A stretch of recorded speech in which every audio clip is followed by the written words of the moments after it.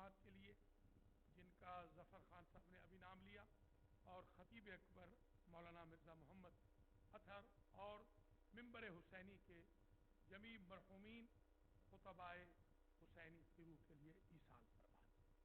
بسم اللہ الرحمن الرحیم، الحمد للہ رب العالمین، الرحمن الرحیم، مالک یوم الدین، ایاک نعبد و ایاک نستعین، اہدنا الصراط المستقیم، صراط الذین انعمت علیہم غیر المغضوب علیہم ولا الضالین۔ بسم اللہ الرحمن الرحیم، قل هو اللہ احد اللہ الصمد لم یلد ولم یولد ولم یکن له کفوا احد۔ بسم اللہ الرحمن الرحیم، قل هو اللہ احد اللہ الصمد لم یلد ولم یولد ولم یکن له کفوا احد۔ بسم اللہ الرحمن الرحیم، قل هو اللہ احد اللہ الصمد لم یلد ولم یولد ولم یکن له کفوا احد۔ اللہم بثواب هذه الفاتحة وسورة الإخلاص بتوسط الأنبياء والمرسلين سيدة نساء العالمين الأئمة الطيبين إلى أرواح المنظورين، اللهم اغفر ذنوبهم وارحم على أحوالهم واحشرهم مع النبي وأهل بيته الطيبين الطاهرين المعصومين۔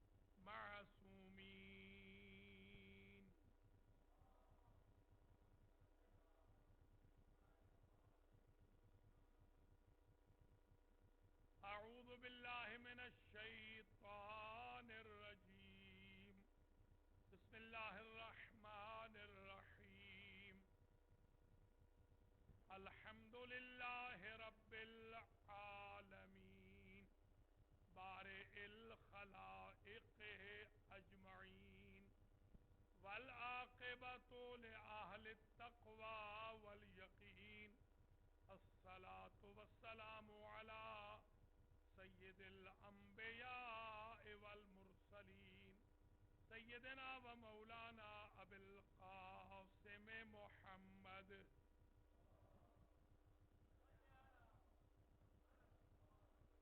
ثم الصلاة والسلام على اہل بیتہ الطیبین الطاہرین المعصومین المنتجبین الذین ذهب اللہ عنہم الرجس وطہرہم تطہیرا۔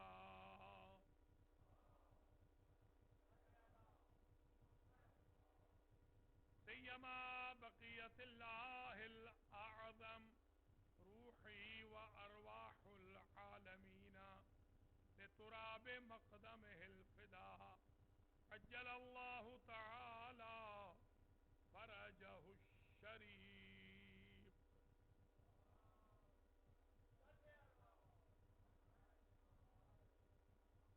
واللعنة الدائمة الباقية على أعدائهم أجمعين من يوم ظلمهم إلى قيام يوم الدين، أما بعد فقد قال إمامنا جعفر بن محمد الصادق البار الأمين، والله عندنا مصحف فاطمة ما فيه آیت من کتاب اللہ۔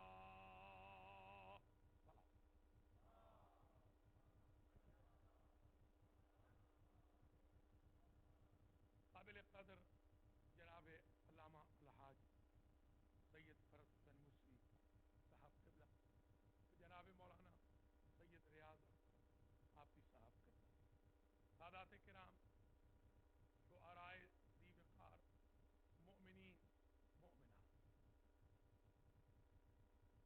1437 ہجری کے ایام فاطمیہ کی ایام فاطمیہ اولیٰ کی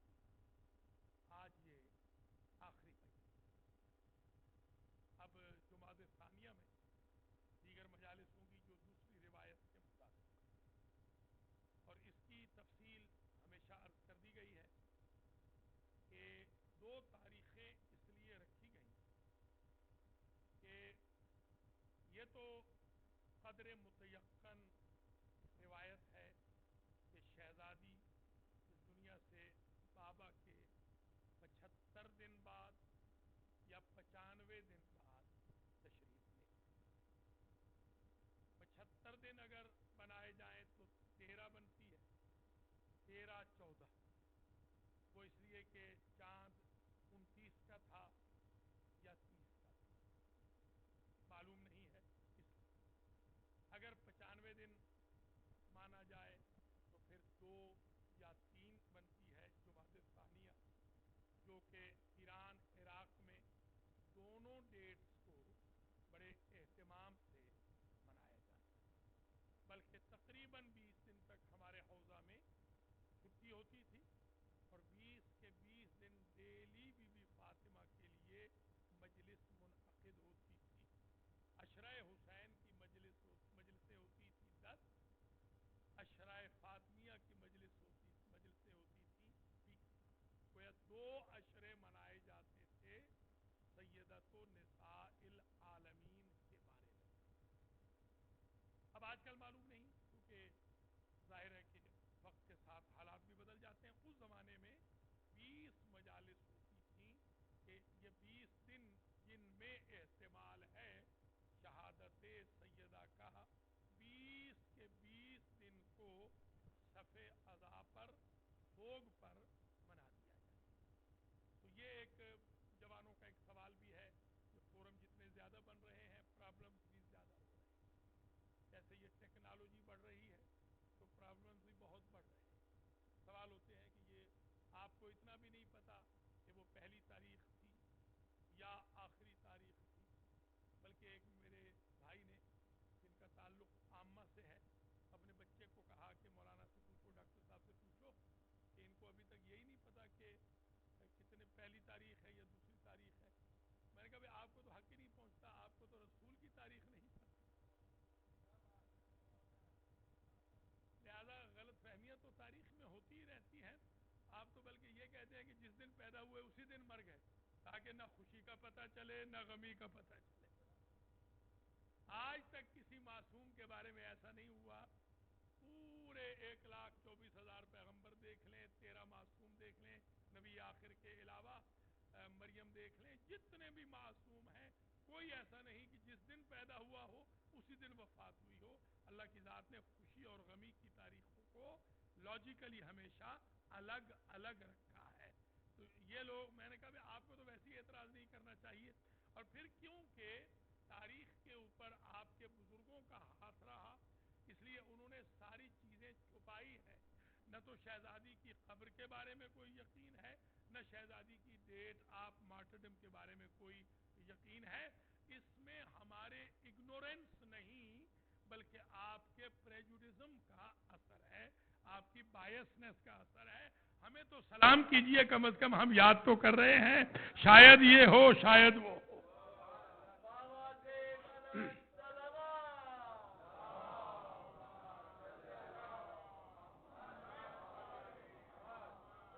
تو یہ غلط فہمی دور ہو جائے. ہمارے جوانوں کو بھی بعض اوقات غلط فہمیاں ڈالی جاتی ہیں اور وہ پریشان ہوتے ہیں کہ کس تاریخ میں جائیں، اس میں جائیں، اس میں جائیں، جائیں نہ جائیں. تو ایک بات بھی بلکہ سن لیجئے، انشاءاللہ آپ بہت انجوائے کریں گے. ایک ہمارے صاحب ہیں جو مجلسوں میں بہت کم آتے تھے، بہت کم، بلکہ عموماً ان کی یہی کوشش ہوتی تھی 8-10 لوگ ہمارے روک لیں کسی ذریعے. کسی ریسٹورنٹ پہ بیٹھ جاتے تھے، کال کرنی کہ جا رہے ہو آقا کی مجلس میں؟ ہاں ہاں جا رہے ہیں. تو ذرا آؤ کھانا کھا کے چلتے ہیں. کھانے میں گھنٹہ 2 لگا دینا تاکہ مجلس ختم ہو جائے. تو ایسے ہی ہم بیٹھے ہوئے تو انہوں نے پوچھا، کال آئی، ان کو یہ پتہ نہیں چلا کہ فون کس نے اٹھایا ہے. تو انہوں نے کہا بھائی یہ بتا دیجئے کہ آقا کتنے بجے مجلس پڑھیں گے؟ میں نے کہا بھائی اتنے بجے پڑھیں گے. تو کہنے لگے ٹھیک ہے ہم کوشش کریں گے، اگر نہ آ سکے تو آقا سے معافی. میں نے کہا بھائی آ جائیں تو بسم اللہ، نہ آئے تو انا للہ. اس دن کے بعد ایسے پابند ہوئے ہیں کہ اب انا للہ کہنے کی باری نہیں آ رہی، اب بسم اللہ ہی کیے جا رہے.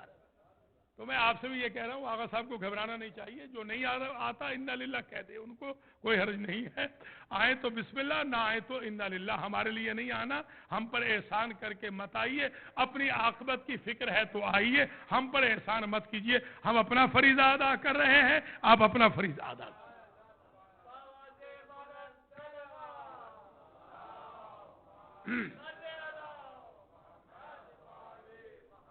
آج کی جو آخری مجلس ہے اس مہینے کی، سمجھ لیں ان ایام عزا کی، اس کا عنوان ہم نے رکھا ہے مصحف فاطمہ۔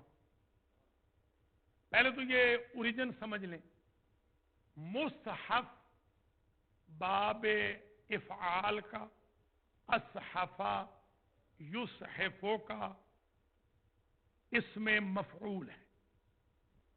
اصحفہ یصحفو اصحافا فہو مصحف فذاک مصحف۔ مصحف اسے کہتے ہیں جو جلد ساز ہو، جو جلد بنائے۔ صحافی عربی میں اور فارسی میں جلد سازی کو کہتے ہیں۔ اوپر لکھا ہو صحافی تو آپ یہ نہ سمجھیے گا کہ اس سے مراد جرنلسٹ ہے۔ یہ ہمارے ہاں جو صحافی ہوتا ہے اردو میں وہ ہوتا ہے جرنلسٹ۔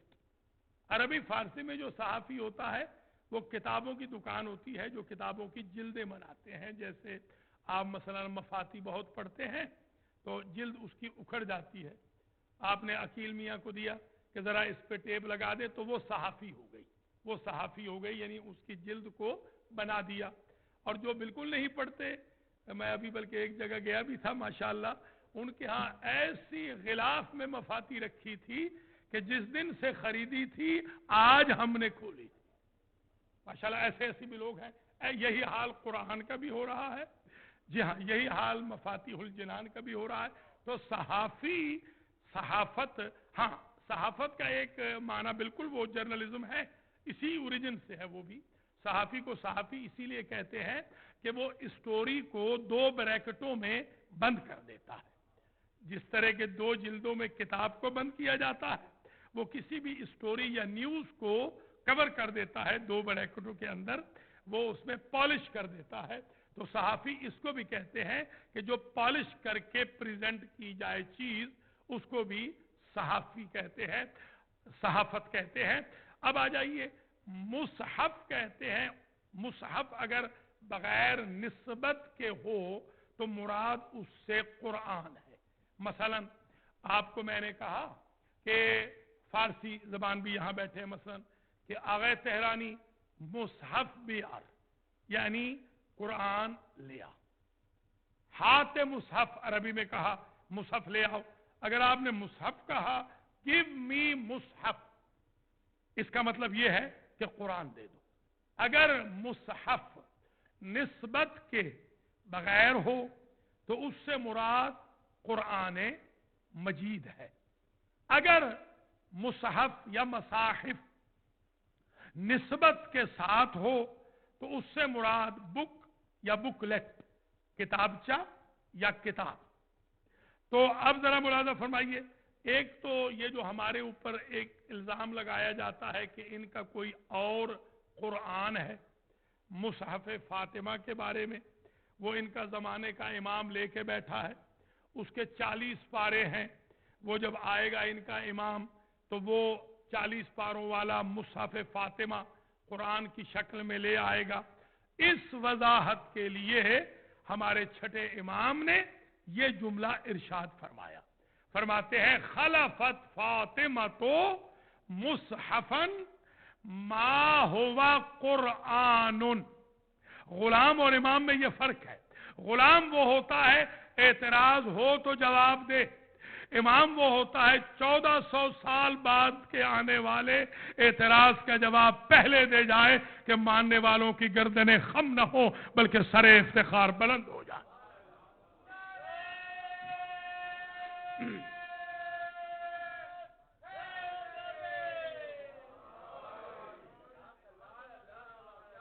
خلفت فاطمہ تو مصحفن ما ہوا قرآن، ہماری دادی فاطمہ چھوڑ کے گئیں وہ مصحف جو قرآن نہیں ہے۔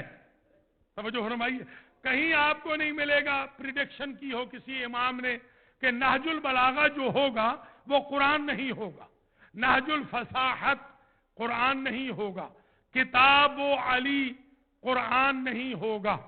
وہ جو یونیورسٹی امام صادق سے کتابیں نکلی ہیں اصول و اربعہ میں، وہ قرآن نہیں ہوگا سوائے صرف ایک مصحف فاطمہ کے.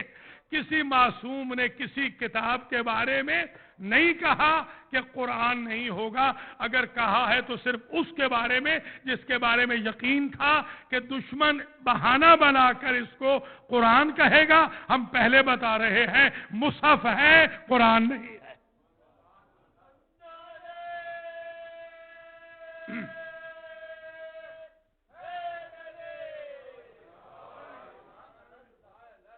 اچھا، مصحف فاطمہ قرآن نہیں ہے، یہ کافی تھا، یہ ایک جملہ کافی تھا.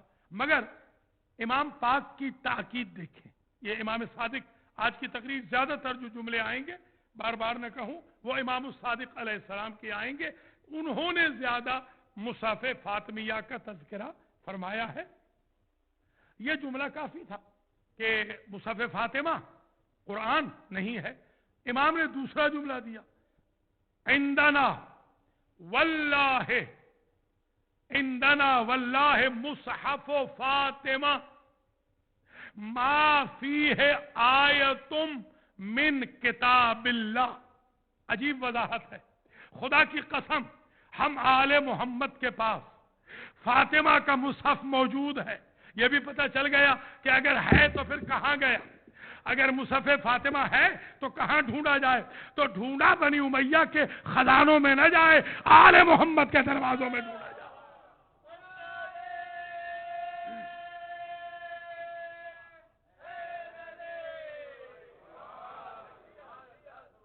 عندنا واللہ مصحف فاطمہ. خدا کی قسم ہمارے پاس قسم کھانے کی کیا ضرورت تھی؟ اس لیے کہ یقین دلانا تھا کہ کوئی یہ نہ سمجھے کہ زمین کھا گئی یا آسمان نے اٹھا لیا. نہیں، موجود ہے. ہمارے ہاں جس طرح ہمارا ہاتھی غائب رہ سکتا ہے ویسے کتاب ہدایت بھی غائب رہ سکتی ہے.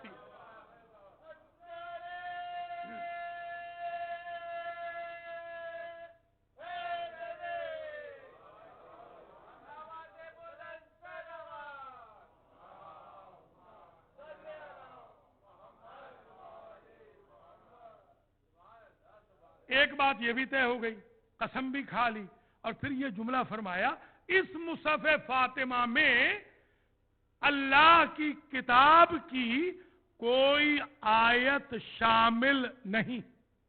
آپ ذرا نہج البلاغہ اٹھائیں. مولا علی نے نہیں لکھی، لکھی تو بعد میں گئی ہے، سید رضی نے لکھی ہے. مگر خطبات تو مولا علی علیہ السلام ہی کے ہیں. اس میں آپ کو بعض خطبوں میں بلکہ اکثر خطبوں میں آیات الہی ملیں گی. آپ حدیث کی کتابیں کوئی بھی اٹھا لیجئے، حدیث کے اندر آیات الہی ملیں گی.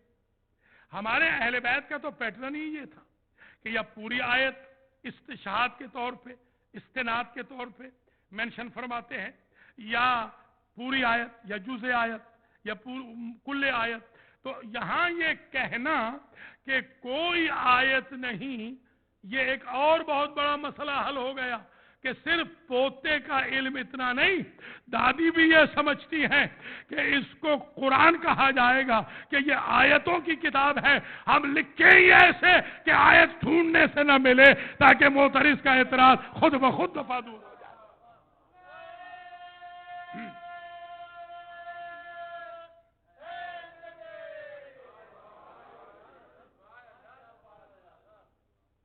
سرکار نے پھر تیسرا جملہ رکھا، تھک تو نہیں رہے نا، تیسرا جملہ رکھا، فیہ مثل قرآنکم ھذا. اے لوگو، قرآن نہیں ہے، قرآن بالکل نہیں ہے، اور نہیں یہ آیت قرآن اس کے اندر ہے.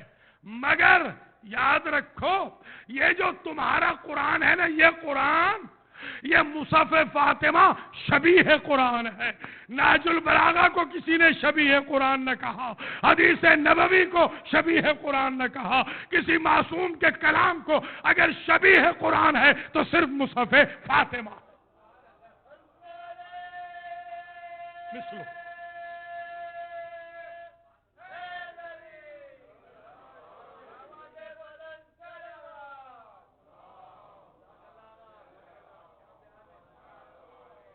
ان مصحف فاطمہ فیہ ما فیہ حرف من القرآن. یہ عجیب جملہ ہے. چوتھا جملہ ما فیہ حرف من حروف القرآن. قرآن کا جو اوریجن ہے، قرآن کا جو متن ہے، امام فرماتے ہیں یہ جو مصحف فاطمہ ہے اس میں قرآن کا متن ذرہ برابر بھی شامل نہیں کیا گیا. گویا احتیاط کی گئی. دشمن اسی کتاب پر الزام لگانا چاہتا تھا کہ یہ شیعوں کا قرآن ہے. امام نے فرمایا اس میں متن قرآن ہے ہی نہیں. یوں سمجھ لیجئے قرآن متن ہے، یہ حاشیہ ہے. قرآن اجمال ہے، یہ تفصیل ہے.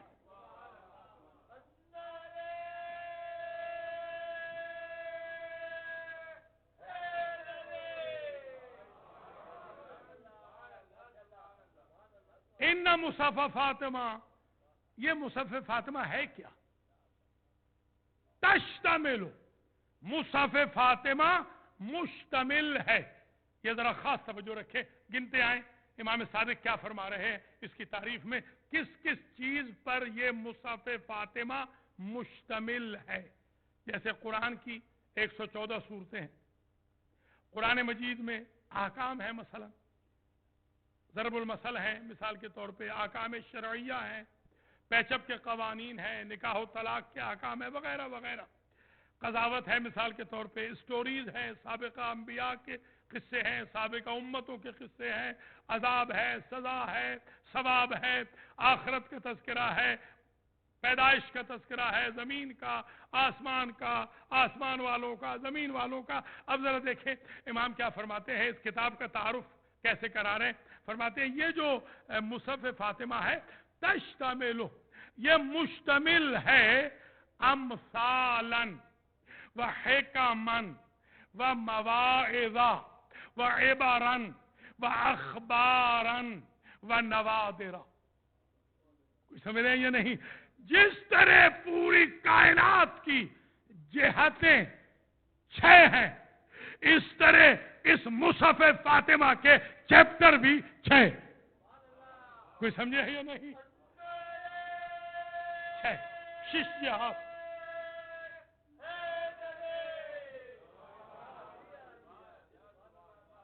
شش جہات، مشرق مغرب شمال جنوب اوپر نیچے.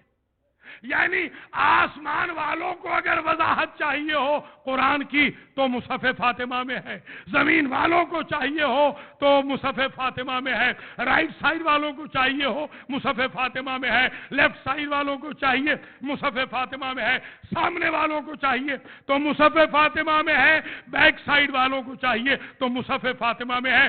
جس ڈائریکشن سے آؤ مصحف فاطمہ وضاحت کرے گا.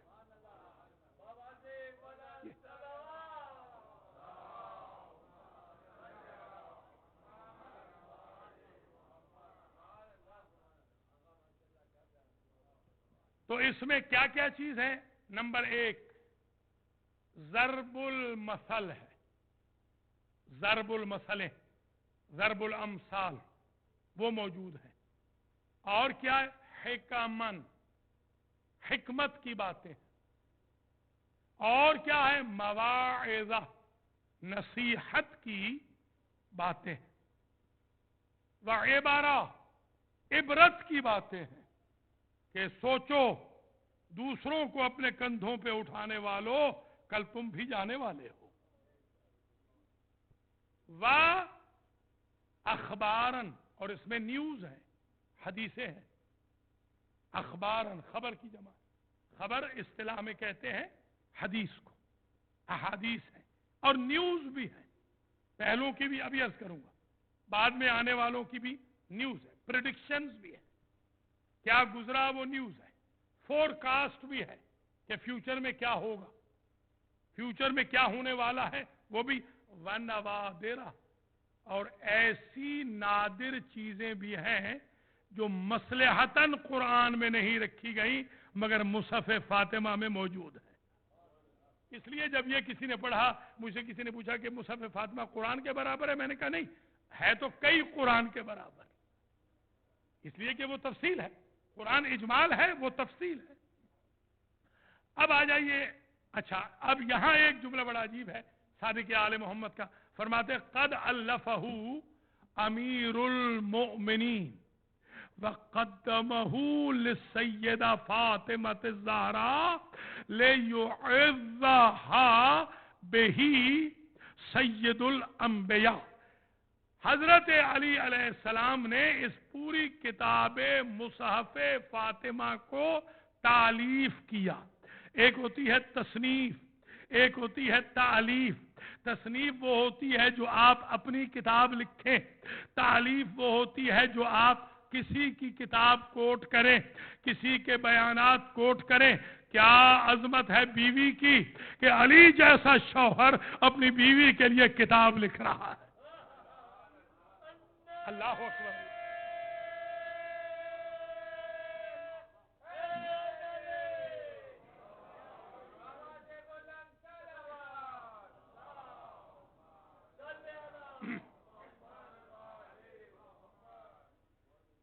مولا علی علیہ السلام نے یہ کتاب ترتیب دی ہے، تالیف کی ہے، اس کو کمپائل کیا ہے۔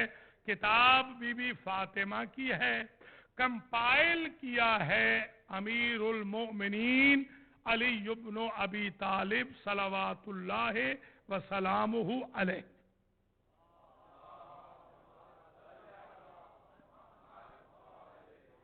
اور تقدیم کیا، پیش کیا، قدمہ للسیدہ، سیدہ کو پیش کی۔ یہ کتاب کیوں پیش کی؟ علت بیان ہو رہی ہے، لاجک کیا وجہ تھی؟ لیعظھا بہ سید الانبیاء، کیونکہ شہزادی محزون رہتی تھیں بابا کے جانے کے بعد، تو امام نے سوچا کہ شہزادی کو تعزیت، پدر کی تعزیت شہزادی کے لیے پیش کرنے کے لیے سب سے بہتر یہ ہے کہ دین محمد کی حفاظت کا سامان کر دیا جائے، تو شہزادی کو تعزیت ہوگی۔ اس لیے میں نے بھی سمجھا بی بی کی تعزیت کی مجالس ہیں تو وہ تعزیتی ڈاکومنٹیشن بھی پیش کی جائے، جس کی وجہ سے علی تعزیت کر رہے ہیں فاطمہ کو یہ کتاب ترتیب دے کر۔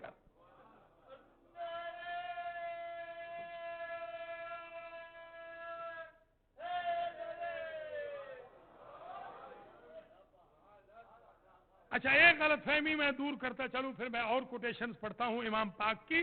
یہ جو عام کہا گیا کیا اور بھی کوئی مصحف تاریخ میں گزرا ہے؟ ہاں بالکل گزرے ہیں۔ مصاحف روم آج بھی موجود ہیں، مصاحف حبشہ آج بھی موجود ہیں، مصاحف جاحظ آج بھی موجود ہیں۔ یہ 3 مصاحف اور مصحف ام ساحل، یہ 4 صحیفے مصاحف 4 قسم کے موجود ہیں۔ کسی نے مصحف ام ساحل پہ اعتراض نہیں کیا، کسی نے مصاحف حبشہ پہ اعتراض نہیں کیا، کسی نے مصاحف روم پہ اعتراض نہیں کیا، کسی نے مصاحف جاحظ پہ اعتراض نہیں کیا۔ مجھے یہ بات سمجھ میں نہیں آ رہی کہ اگر کافروں کے ہاں مصحف ہوں تو وہ قرآن نہیں کہتے آپ، اور بی بی کے پاس ہے تو اس کو قرآن کہہ رہے ہیں۔ جہاں جال سازی کا تصور ہی نہیں ہے، جال سازی وہاں ہوتی ہے خلیفوں میں بھی، سقیفوں کے اندر، اماموں میں بھی، ماموموں میں بھی۔ ہمارے ہاں نہ امام بدلتے ہیں، نہ قرآن بدلتے ہیں، نہ احکام بدلتے ہیں۔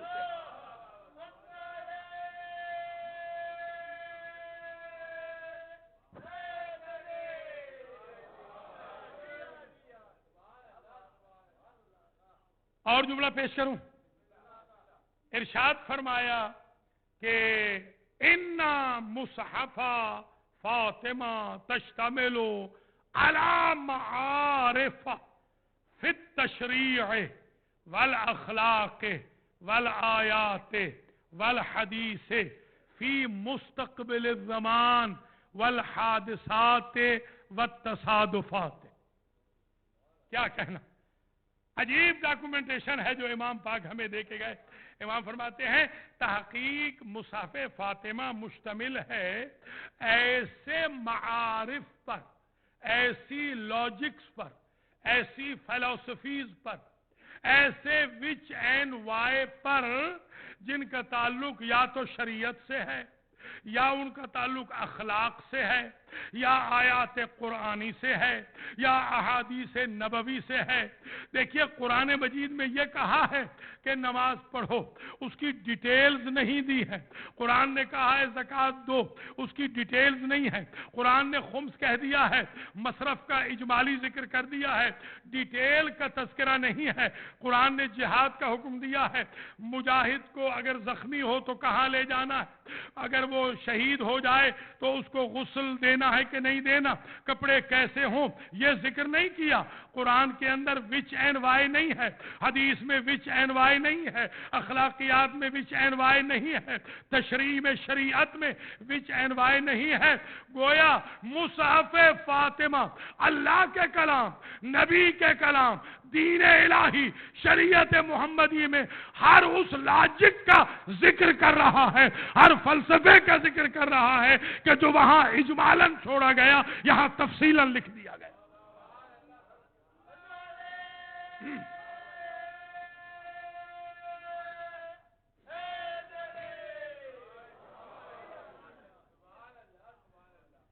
یہ آیا کہاں سے؟ امام بتا رہے ہیں مما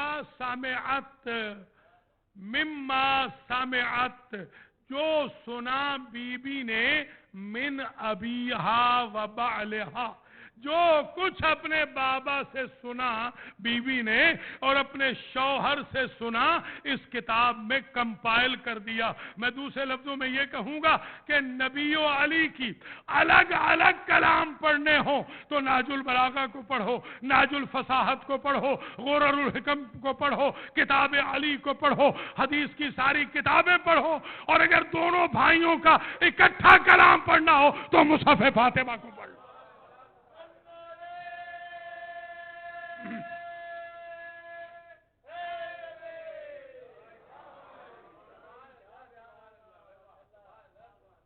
ان مصحف فاطمہ، اب جو میں جملہ کہنے جا رہا ہوں بڑی معرفت بلند ہو جائے گی میرے بھائی بہنوں کی آج کی مجلس کے اندر۔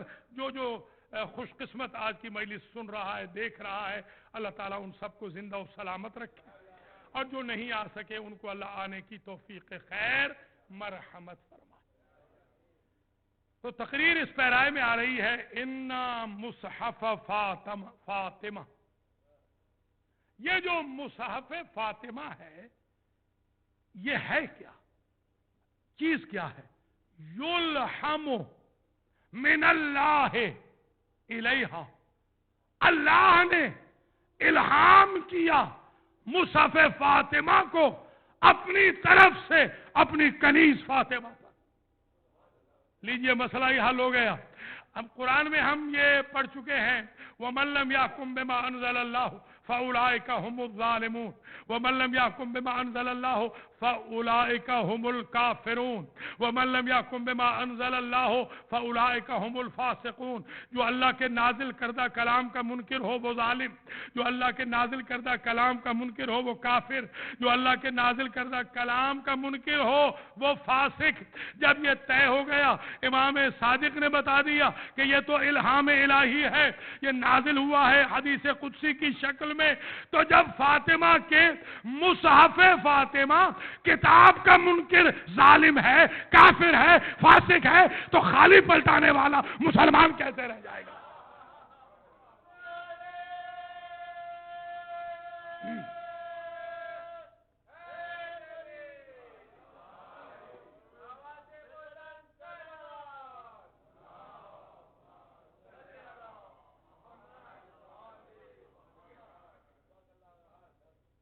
اور پھر کہا للسیدۃ فاطمۃ الزہرا مصحفین۔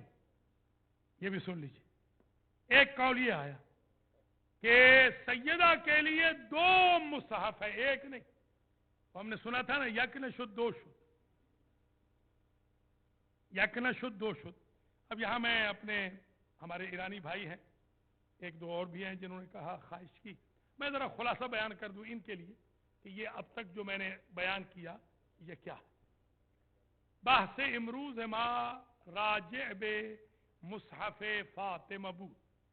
مصحف فاطمہ کتابی است که امیر المؤمنین این را نوشت برای فاطمه تا دلش ناراحت نباشد، بیشتر برای سوگواری پدرش. این کتاب قرآن نیست و در این کتاب یک آیه قرآن هم شامل نیست. اما بقول امام صادق این کتاب فاطمه مثل قرآن است، ضرب المثل داره، حکمت دارد، احکام دارد، نوادر دارد، احادیث درش موجود است، عبرت هم دارد. این کتابی است که چند برابر قرآن است و این پیش امام زمان است، همچنین که امام زمان غائبه این کتاب هم غائب است. وقتی که امام میاد ما این کتاب را زیارت میکنیم و در این کتاب تمام احکام ماضی و حال و استقبال ذکر شده. پیشین گویی های زیاد فاطمه فرموده و این کتاب الهام الهی است، هرچه از پدرش و شوهرش شنیده در این کتاب جمع کرده. و صحبت امشب ما این است که کسی نگوید که شیعه ها یک قرآن جدید دارند. قرآن اجمال است و این کتاب فاطمه تفصیل است.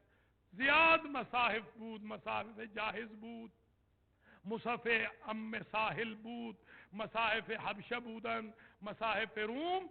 اینا هیچ وقت اعتراض به اون مصاحف نمی کنن، اما میان فقط به مصحف فاطمه که قرآن نیست، تشریح قرآن است و وضاحت منطق احکام دین هست اعتراض میکنن، چون اینها در ذهنشون عصبیت دارن بر علیه خاندان عصمت و طهارت اهل البیت و تشیع، و ما هیچ گونه اینها را راه نمیدیم که اینها بیان اعتراض بکنم. همیشه انشاءالله ما دفاع اهل بیت خواهیم کرد.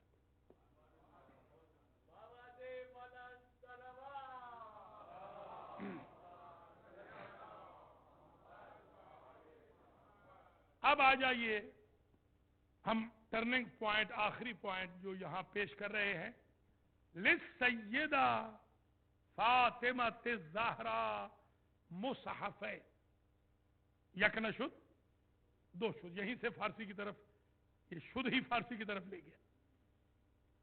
تو پہلے تو ایک مصحف پہ ہی جھگڑا ہو رہا تھا، اب پتہ چلا دو مصحف ہیں، بلکہ میں یوں کہوں گا مصحف ایک ہی ہے، اس کے دو جز ہیں. جیسے ناظر البلاغہ کے 3 جز بنائے گئے، اس کے 2 جز ہیں. کیسے؟ کہا مصحف ملہم من اللہ و مصحف املا علیہا رسول اللہ. یہ جملہ اگر میں نے سمجھا لیا تو میری ساری محنت سوارت ہو جائے گی. ایک حصہ مصحف کا تو وہ ہے جو ڈائریکٹ اللہ نے فاطمہ کو پہنچایا ہے بغیر فرشتے کے. کوئی سمجھ رہے یا نہیں؟ اللہ اکبر. فرشتے کے بغیر.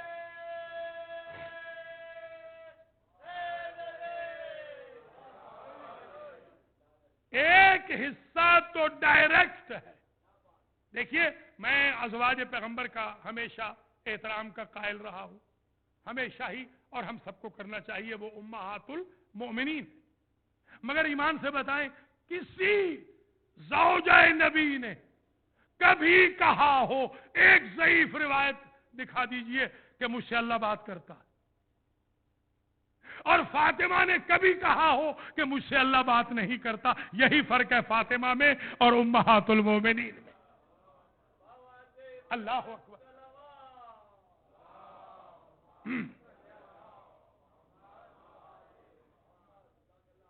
ایک حصہ تو مصحف فاطمہ کا وہ ہے جو الہام الہی ہے، اللہ کی طرف سے آیا. دوسرا حصہ، اس پہ آپ حیران ہو جائیں گے، دوسرا حصہ املا علیہا رسول اللہ.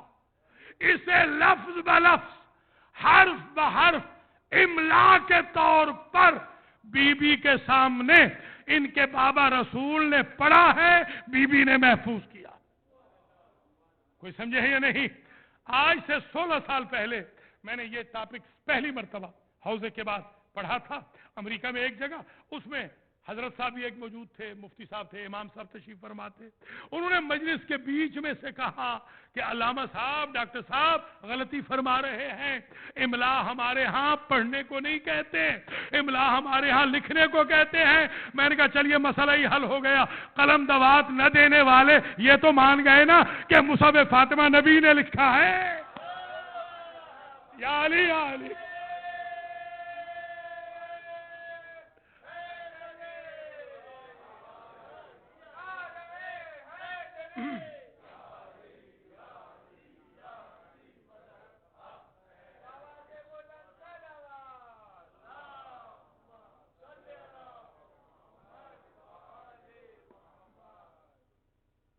تو آج کا جو ٹاپک ہے اچھوتا ہے یا نہیں؟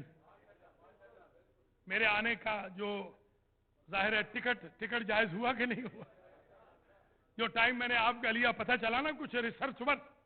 تو آپ ذرا غور فرمائیں کہ اچھا یہاں آج میں یہ بھی بتاتا چلوں کہ بی بی فاطمہ کی طرف جو کل کتابیں منسوب ہیں وہ 5 ہیں. ہاں سن لیں پھر یہ بھی جعفر بھائی کتنی کتابیں ہیں؟ ایک تو بتا دی، اب 4 سن لیں. کتاب الوصیت یہ کتاب ہے، جی ہاں، کتاب الوصیت فی الشرع والسیاست. ہمارے ہاں سیاست ممنوع نہیں ہے، جدا ہوتی سیاست سے تو رہ جاتی ہے چنگیزی.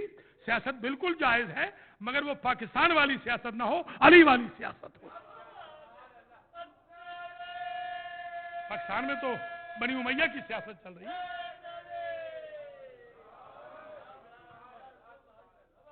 شہزادی نے ایک کتاب لکھی، بی بی پاک نے ایک کتاب لکھی، اس کا نام ہے کتاب الوصیت. اس میں شریعت کی بھی وصیت ہے، سیاست کی بھی وصیت ہے. فی الشرع والسیاست یہ ہو گئی دوسری کتاب. 5 ہوئی نا؟ 5 میں سے دوسری کتاب تو یہ ہو گئی. تیسری کتاب کا نام ہے لوح فاطمہ. سن لینا آج پھر میرے پاس اس کتاب کا پہلا صفحہ اس کی کاپی موجود ہے. آپ چاہیں تو میں آپ کو ای میل کر دوں گا، یا یہ جو حسینیہ کا بنا ہوا ہے جس پہ آج کل وہ آ رہے ہیں کنڈوز بکنے کے لیے، اس پہ میں بھیج دوں گا. یہ کنڈوز کے بھی آ رہے ہیں نا ایڈز، اچھی بات ہے، کوئی بات نہیں، ٹھیک ہے. ہم تو سیاست اور دین کو ساتھ لے کے چلیں گے. اس میں یہ بھی بھیج دوں گا، آپ زیارت کر لیجئے گا.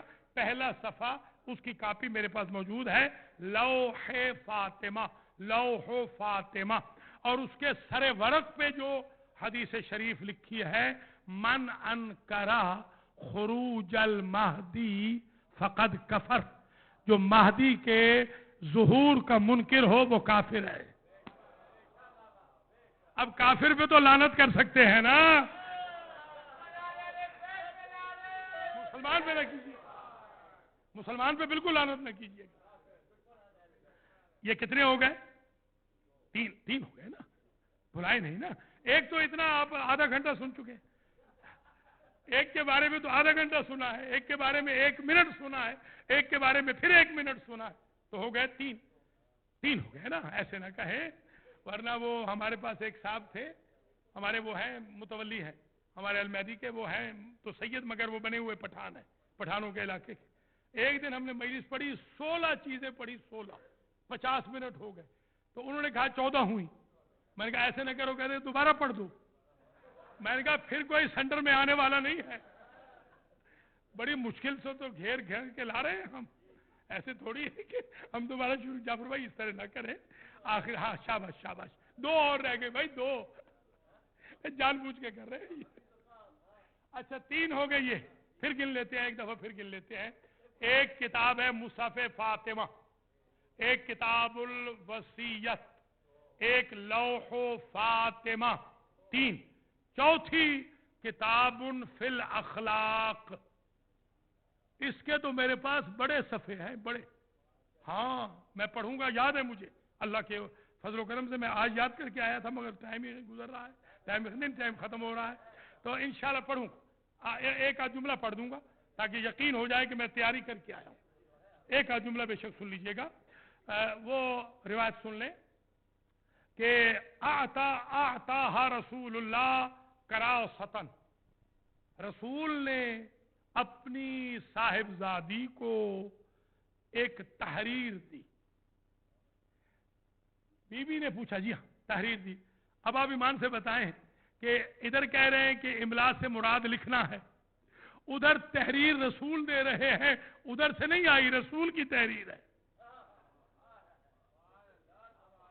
بی بی نے پوچھا معافی ہاں بابا اس میں کیا ہے؟ کہا فقرئی معافی ہاں، تعلمی، اسے لے لو، پڑھ لو، رکھ لو، سنبھال لو اپنے پاس. کہ کیا ہے بابا؟ تو بی بی کہتی ہے میں نے جو پہلی سطر پڑھی، صرف پہلی آیت سن لیں. من کان یؤمن باللہ، جو اللہ پر ایمان رکھتا ہو، فلیکرم ضیفہ، اسے چاہیے اپنے مہمان کا احترام کرے. کوئی سمجھ رہے یا نہیں؟ اکرم الضیف ولو کان کافرا، مہمان کا احترام کرو اگرچہ کافر کیوں نہ ہو. یہ جو امام برگاہ میں بھی آتے ہیں یہ آل محمد کے مہمان ہوتے ہیں. اگر کافر مہمان کا احترام واجب ہے تو آل محمد کے ان مہمانوں کا کتنا احترام ضروری ہوگا. دوسرا جملہ پڑھا من کان یؤمن باللہ، جو اللہ پر ایمان رکھتا ہو اسے چاہیے فلیکرم جارہ، اپنے پڑوسی کا احترام کرے. تیسرا اور آخری جملہ آج کی حد تک، پھر آگے بڑھیں گے انشاءاللہ. کتاب الاخلاق میں یہ لکھا، یہ میرے پاس موجود ہے، یہ جو ورق ہے یہ موجود ہے. اس میں لکھا تھا من کان یؤمن باللہ فلیقل خیرا او یمسک،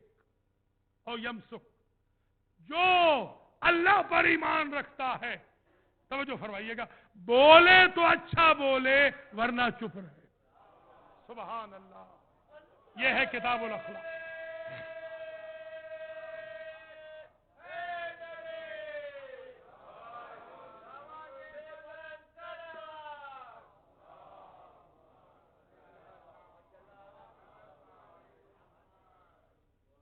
انشاءاللہ پھر جب حاضر ہوں گے تو اللہ کے فضل و کرم سے آگے بھی پڑھیں گے، بیان کریں گے.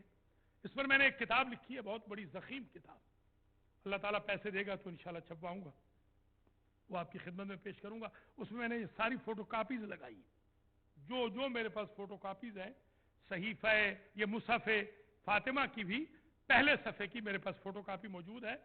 اس کے اوپر یہ عبارت لکھی ہے، آج سن لیجئے. جائیں گے تو دعائیں دیتے ہوئے جائیں گے. اس پہ لکھا ہوا ہے پہلے صفحے پر مصحف فاطمہ، یہ ہے مصحف فاطمہ الہمہ اللہ عز و جل، اسے کسی بندے نے نہیں، الہام الہی سے تیار ہوا.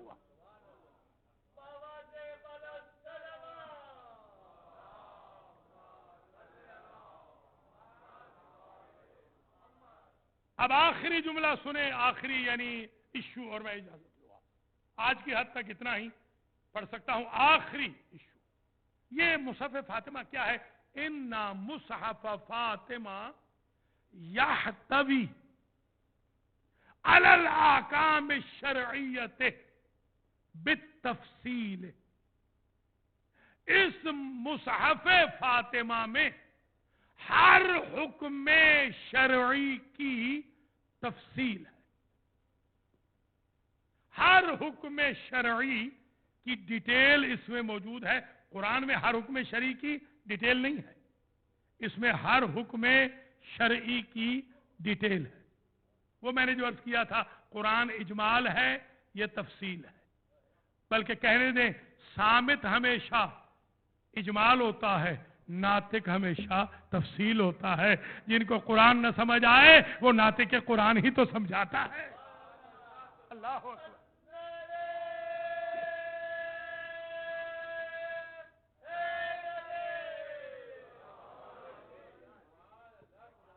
آگے پڑھوں. وَيَسْتَوْعِبُ قانون الاسلام، قوانین الاسلام اور یہ مشتمل ہے قوانین اسلام پر. کس چیز کے قوانین؟ قوانین عقوبات الاسلام، جو حد اور تعزیر کے احکام ہیں وہ سارے کے سارے ڈیٹیل سے اس مصحف میں لکھے گئے ہیں. قرآن میں ڈیٹیل سے نہیں لکھے ہوئے. آپ حیران ہوں گے، صرف ایک مثال دے رہا ہوں جو اس پیراگراف کے اندر ہے. وہ مثال یہ ہے کہ کہا گیا کہ حتی بعض المخالفات، جو بعض گناہ ہوتے ہیں، عقوباتھا، ان کی جو سزا ہوتی ہے، وہ جلدتن واحدتن، ایک کوڑا ہوتی ہے، اور نصف جلدتن، یا آدھا کوڑا، اور ربع جلدتن، یا چوتھائی کوڑا. آج تک کبھی سنا بھی تھا کہ کوڑا چوتھائی بھی ہوتا ہے؟ اسے کہتے ہیں تفصیل. یہ ہے تفصیل.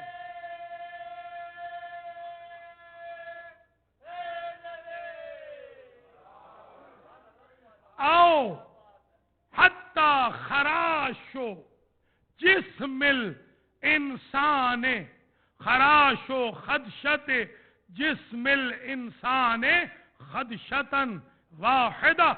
قرآن میں کہیں لکھا ہے کہ اگر آپ کو کوئی شخص ایک لکیر بدن پہ ڈال دے، یہ خراش جو کہتے ہیں، خراش جانتے ہیں نا، یہ خراش کوئی ڈال دے، خراش کی کوئی سزا لکھی ہے؟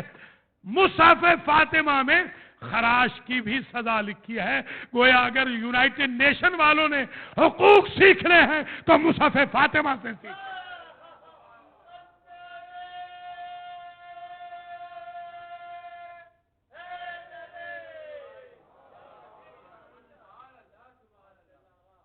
کچھ ملاحظہ فرمایا آپ نے؟ بلکہ یہاں تک لکھا گیا کہ حتی اس کے اندر موجود ہے الحوادث المہمہ بالملاحم والمجازر تحدث فی الکون من الکون. حتیٰ کہ اس کے اندر یہ بھی لکھا ہے، توجہ رہے، اس میں آپ کا بھی ذکر آ رہا، سنیے ذرا، اس میں آپ کا تذکرہ آ رہا ہے. اس میں یہ بھی لکھا ہے کہ کون خبیث ہے، کون شریف ہے. اب یہ بھی لکھا ہے، یہ بھی لکھا ہے. قیامت تک ہونے والے ملاحم و مجازر کا بھی تذکرہ ہے. قیامت تک جتنے حادثات ہوں گے، وہ پہلے میں نے جملہ کہا تھا، ترجمہ نہیں کیا، والحادثات والتصادفات، وہ مستقبل میں زمان میں آنے والے واقعات، یہ سب اس کے اندر ہے. اس پیراگراف میں عجب جملہ آ رہا ہے، ملاحم کا بھی ذکر ہے، مشکلات کا بھی ذکر ہے، مجازر کا بھی ذکر ہے. کون کون کہاں شہید ہوگا نام بھی لکھا ہے، شہادت کی جگہ بھی لکھی ہے. آپ بتائیے، مجازر.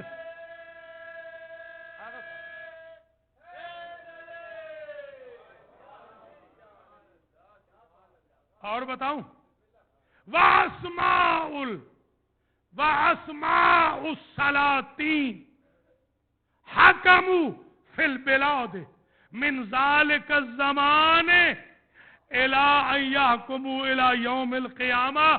شہزادی نے اپنے علم لدنی سے، اللہ کے دیے ہوئے علم سے، شہزادی نے اس میں یہ بھی لکھوایا ہے کہ کس صدی میں، کس سال میں، کس شہر میں، کس ملک میں کس کا اقتدار ہوگا، اقتدار آئے گا کیسے، جائے گا کیسے.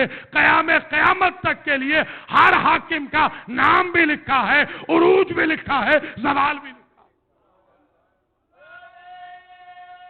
اور کریں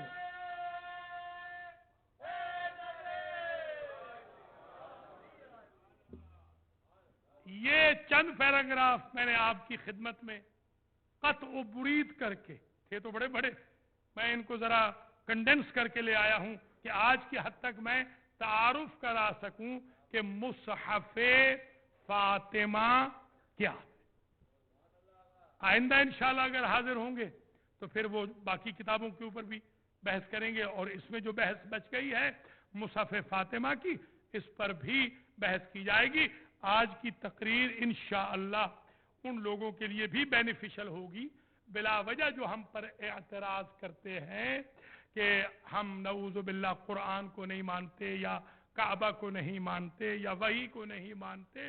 ہم ہی تو مانتے ہیں۔ ہاں یہ ضرور ہے آپ نے وحی کو مانا ہے سمجھے بغیر، ہم نے وہ وحی مانی ہے جس میں سمجھ بھی شامل ہے۔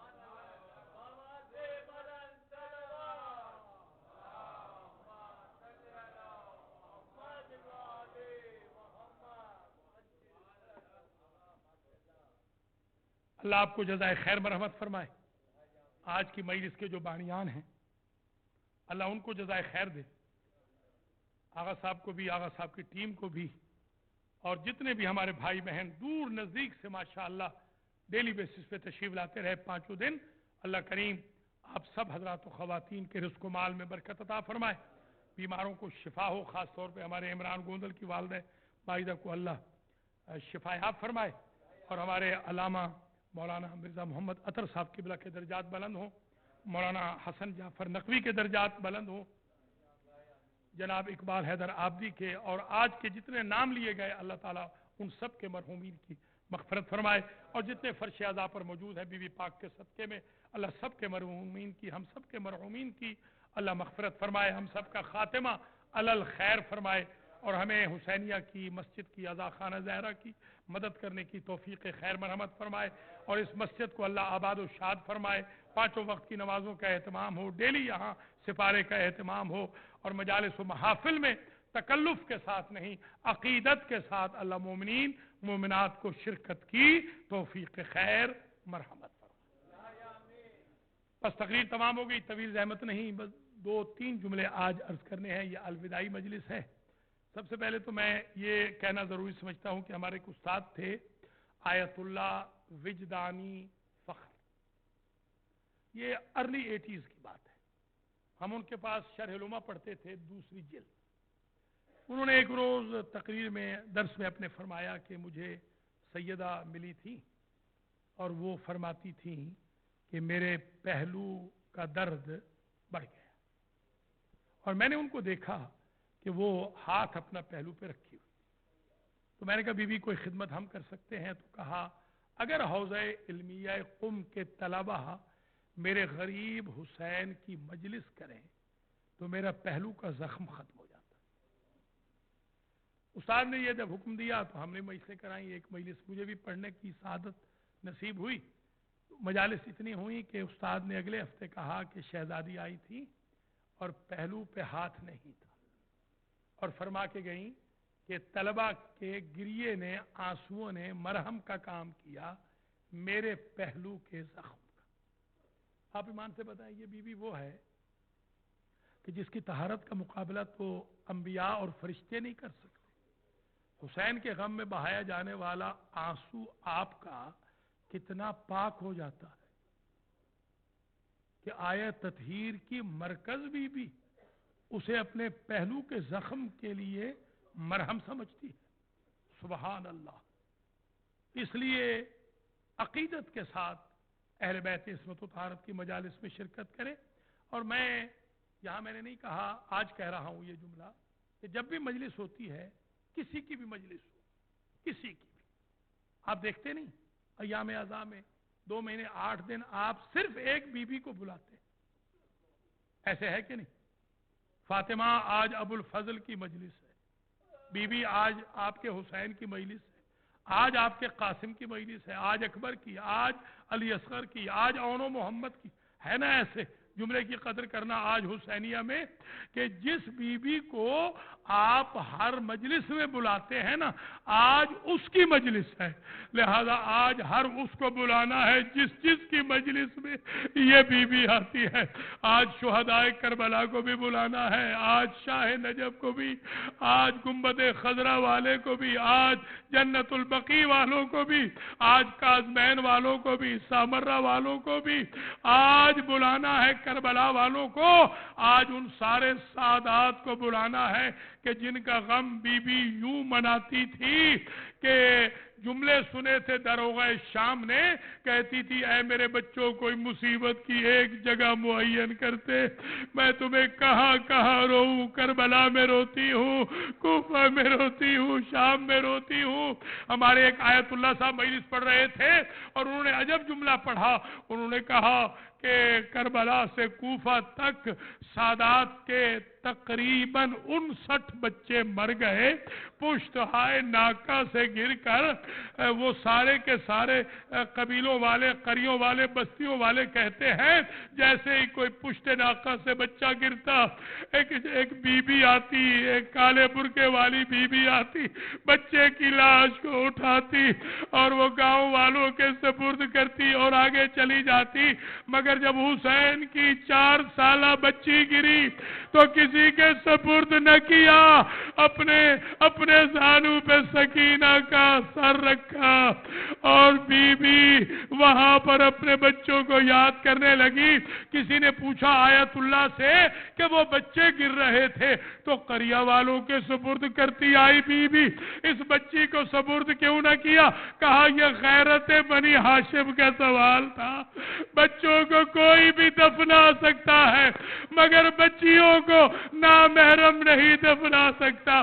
یہی وجہ ہے میرے عزیزوں، اس بچی کو جب دفنانے کا وقت آیا، میرے امام نے نظر یمیناً و شمالا، کبھی دائیں دیکھا کبھی بائیں دیکھا، ہاتھ بندھے ہوئے، توق پہنا ہوا، بیڑیاں ہتھکڑیاں پہنی ہوئی، مجبور حالت میں، نہ پانی تھا کہ غسل دیتے، نہ کفن تھا کہ اپنی بہن کو کفن پہناتے۔ یہی تو روایت ہے جب قیامت کا دن ہوگا بی بی فاطمہ 2 کو پیش کرے گی، ایک علی اصغر کو پیش کرے گی، ایک اس بی بی کو پیش کر کے کہے گی میرے ان چھوٹے چھوٹے بچوں کا کیا قصور تھا۔ ماتم حسین